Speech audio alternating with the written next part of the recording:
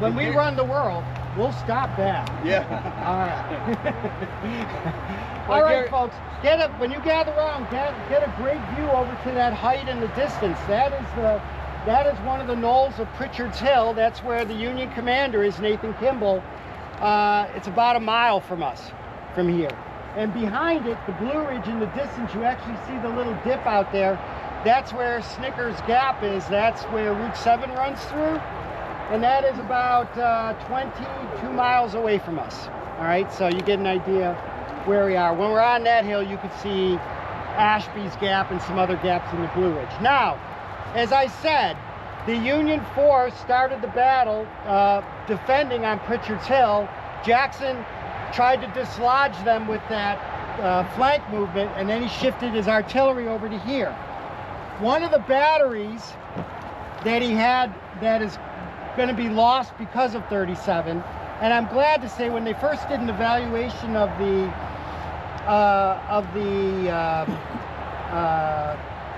acuity of the battlefield in the 90s, they said this was fair or poor because they thought all the heaviest fighting was knocked out by the bypass route. I'm happy to tell you, no, and everything happened on this side, so it wasn't cut away, but it almost makes it look like it's two hills when you get down low enough. The bypass route actually cuts right into Sandy Ridge and makes it look like two different hills. It's the same hill. It was kind of a plateau where 37 was, and there was one battery further up called Carpenter's Battery. They had Tredegar iron guns. They were only 6-pounders. They had fired from 3/4 of a mile away at Pritchard's Hill.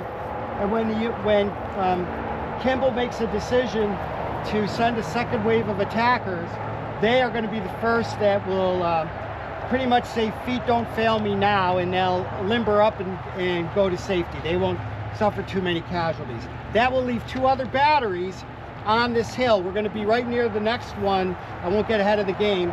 There's still 11 guns to talk about, and we're going to get at our last position on this hill before we go back to the graveyard. We'll talk about that.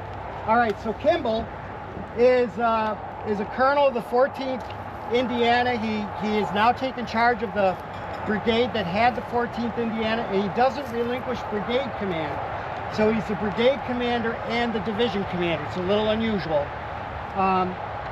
But he's leading this battle. And that whole first attack by the 2,300 men in Tyler's brigade has just produced a lot of smoke and noise, but has not effectively captured these guns, obviously, right? So Kimball's got a decision to make. It is now 4:30, 4:45 in the afternoon. And what time does the sun set, people? 6:12. You guys are so good. All right. 6:12. So he can either hang out as long as he can and not do a thing, but he's already running out of ammunition with his artillery, and he's getting fairly suppressed by what is mostly smoothbore guns, which is unusual, but it's happened. So he's going to make the next call, and that's the second wave of assailants to this ridge to dislodge this artillery, all right? But not Carpenter's battery. It's going to be the battery further down. His idea is to send a lot of his initial 1st Brigade troops that from the hill, angling this way, to take out Waters Battery and then the Rockbridge Artillery just south of it.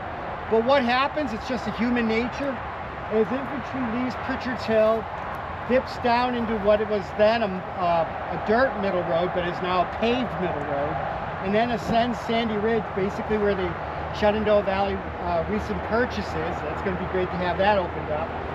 They get sucked into the main Stonewall fight, which we now have left. That's 400 yards that way. All right, so instead of coming angling toward the guns, they get sucked into the noise over there. And what it looks like piecemeal attacks, even though it's not planned that way. 4 companies of the 8th Virginia, 188 officers and men, angle in from where the exit is off of Route 37 to get onto the hill. They don't get very far because the Stonewall defenders knock them back. Then the next body of troops includes 3 regiments that are leaving at the same time.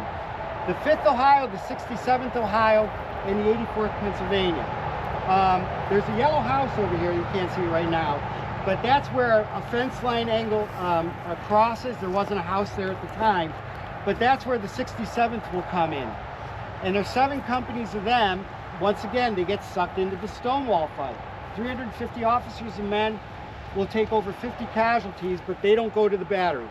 The next troops coming are the 5th Ohio. They start out as 10 companies, and Larry Turner set it up beautifully. A bugle call from Pritchard's recalls the regiment, but only 5 companies either hear or obey it. The other 5 companies keep coming. And they're under the command of Lieutenant Colonel John M. Patrick from Scotland, Edinburgh. And he will come through here. And these 5 companies are opposed by a few companies of the Virginia Irish Battalion, the 1st Virginia Battalion. And they will oppose them, and pretty close to where we are.